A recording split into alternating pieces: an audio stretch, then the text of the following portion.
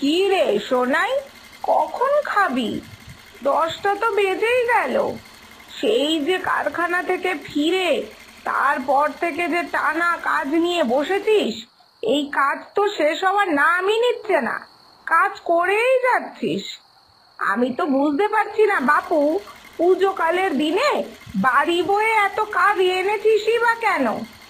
কোথায় তাড়াতাড়ি খাওয়া দাওয়া করে একটু ঘুমাবি, তারপর কাল সকালে একটু ভোর ভোর উঠে ঘর বাড়ি গুছাবো, সাজাবো, রাতে পুজো দেখতে যাব।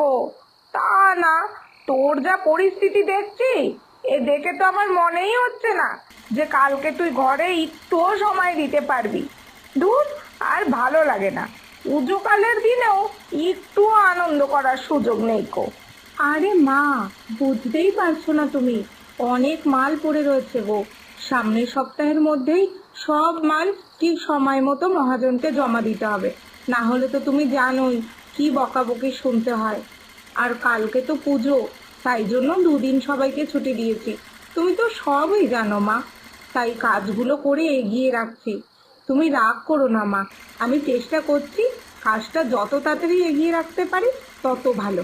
তাহলে একটা দিন অন্তত তোমার সামনে পুজোয় আনন্দ করতে পারবো। হ্যাঁ বাবা, হ্যাঁ, হয়েছে।